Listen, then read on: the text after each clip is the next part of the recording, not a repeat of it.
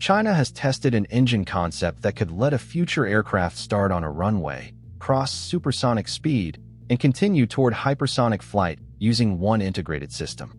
In this video, we will explore how counter-rotating blades compress air, why the design could close a difficult speed gap, and what must happen before this ambitious technology proves itself in flight.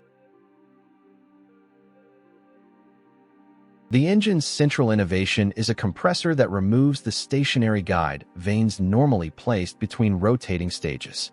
Instead, it uses two blade rows spinning in opposite directions, creating a statorless counter-rotating system that builds pressure in a shorter space. In a conventional compressor, one rotor accelerates the air, while a stationary vane row slows, redirects, and prepares it for the next stage. Su Jianzhong's team replaced those intermediate stators with a second rotor turning the other way. Because the outgoing airflow meets blades moving toward it, the relative velocity rises sharply, allowing each stage to produce a stronger pressure increase. The Chinese Academy of Sciences states that two counter-rotating stages may deliver compression comparable to 4 to 6 traditional stages. If this performance survives full engine testing, the compressor could become shorter, lighter, and more compact.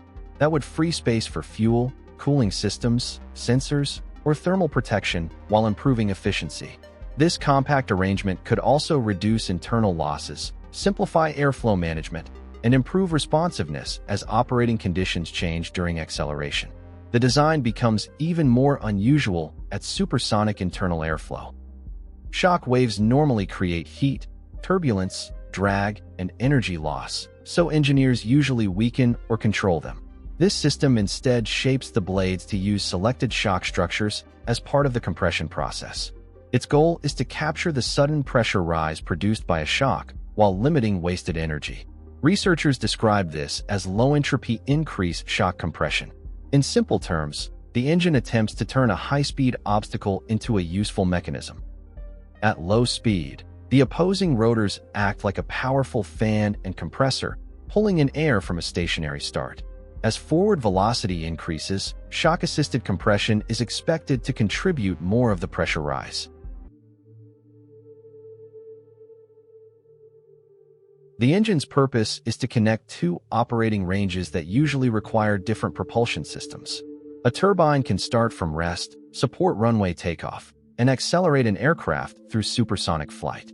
Conventional turbine machinery, however, approaches its limit near Mach 2.5 as inlet temperature, blade relative airflow, and compressor stress become harder to manage. A ramjet can operate much faster, but it cannot produce useful thrust while stationary. It depends on forward motion to compress incoming air, so another system must first accelerate the vehicle. Some high-speed air-breathing engines may not work efficiently until around Mach 3.5, leaving a demanding region between turbine and ramjet operation. One solution is an additional booster. It supplies the required starting velocity, but adds mass, preparation, cost, and complexity. Another approach combines a turbine with a separate high-speed flow path.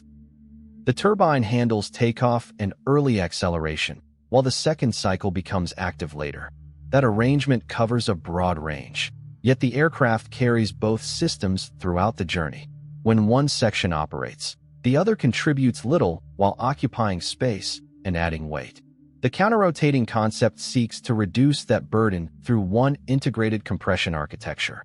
At lower velocities, the blades draw in and pressurize air. As speed rises, controlled shocks are expected to provide more compression. This could also make the transition smoother. Combined cycle engines may need major adjustments to inlet geometry, airflow, fuel delivery, and pressure distribution. One system can lose efficiency before the next reaches its ideal condition, creating overlap. The Chinese design would still require precise changes in rotor speed, cooling, fuel flow, and intake settings. Its proposed advantage is gradual adjustment rather than a sharp handover between two complete engines. If successful, a future vehicle could start independently, accelerate continuously, avoid an external booster, and carry less inactive hardware. That would improve reusability, internal space, and practicality. It could also simplify vehicle design by reducing duplicated ducts, controls, and support equipment that normally serve separate propulsion cycles during different phases of flight. The decisive challenge is proving that the complete propulsion system can keep operating beyond the usual limits of rotating machinery. Ground verification can measure pressure ratios, shock positions, temperature, vibration, rotor speed, and airflow stability. Flight adds changing altitude, density, vehicle movement, and inlet conditions that a controlled facility cannot fully reproduce. The low-pressure fan creates the clearest concern. At takeoff, its blades are essential because they draw air into the engine. Near Mach 2.5 or Mach 3, the incoming flow already carries tremendous energy, while the blade tips are moving rapidly in the opposite direction.